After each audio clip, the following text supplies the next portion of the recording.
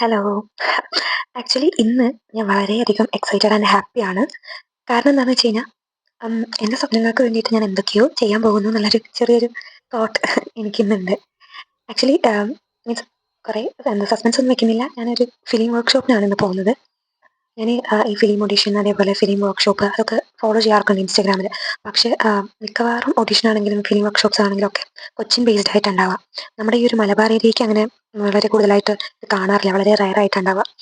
അപ്പോൾ അങ്ങനെ ഇരിക്കെ നമ്മുടെ പെരിന്തൽമണ്ണയിൽ അങ്ങനെ ഒരു ഫിലിം വർക്ക്ഷോപ്പ് ഉണ്ടാവുമെന്ന് പറയുമ്പോൾ അത് അറ്റൻഡ് ചെയ്യാതിരുന്നു കഴിഞ്ഞ് കഴിഞ്ഞാൽ ഞാൻ എൻ്റെ മനസ്സാക്ഷിയോട് തന്നെ ചെയ്യുന്ന ഒരു വഞ്ചനയാവും.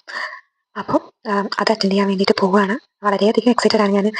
ഇന്നേ വരെ ഫിലിം വർക്ക്ഷോപ്പ് അറ്റൻഡ് ചെയ്തിട്ടില്ല. അപ്പോൾ ഇതെന്താണ് സംഭവം, എങ്ങനെ ആയിരിക്കും എന്നൊക്കെയുള്ള ഒരു മീൻസ് എക്സൈറ്റ്മെന്റ് ഉണ്ട് എനിക്ക്.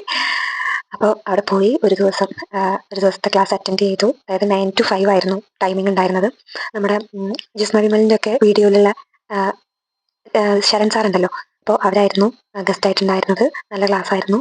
അതിൽ കണ്ടൻസ് എന്തൊക്കെയാണെന്ന് വെച്ച് കഴിഞ്ഞാൽ, അതായത് നമ്മളൊരു ഓഡിഷൻ കോൾ എങ്ങനെയാണ് അറ്റൻഡ് ചെയ്യുക, ഓഡിഷനിൽ പോയി കഴിഞ്ഞ് കഴിഞ്ഞാൽ നമുക്ക് എന്തെങ്കിലും റോൾ തന്നു കഴിഞ്ഞാൽ അതെങ്ങനെയാണ് നമ്മൾ അറ്റൻഡ് ചെയ്യേണ്ടത്, അതേപോലെ നമ്മൾ ഈ ഓഡിഷന് തന്നെ നമ്മൾ സെൽഫ് ഇൻട്രൊഡക്ടറി വീഡിയോസ് ഒക്കെ എടുക്കുമല്ലോ, അപ്പോൾ അതൊക്കെ എങ്ങനെയാണ് ചെയ്യേണ്ടത്, പിന്നെ അതേപോലെ 2-3 റോളൊക്കെ തന്നിട്ട് നമ്മളോട് ചെയ്യാനൊക്കെ പറഞ്ഞു.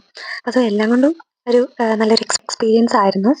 അപ്പം നമ്മൾ ഓഡീഷനൊക്കെ പോണതിൻ്റെ മുന്നേ ഇങ്ങനത്തെ കുറച്ച് വർക്ക്ഷോപ്സ് ഒക്കെ അറ്റൻഡ് ചെയ്യണത് നല്ലതായിരിക്കും. കാരണം അത് നമുക്ക് കുറച്ചുകൂടി എങ്ങനെയാണ് അവിടെ കുറച്ചുകൂടി പ്രസൻറ്റബിൾ ആവുക നല്ല രീതിയിൽ എന്ന് കാണിച്ചു തരും. എൻ്റെ ലൈഫിലെ പുതിയ എക്സ്പീരിയൻസ് ആയിരുന്നു. അത്രയേ ഉള്ളൂ. ബൈ.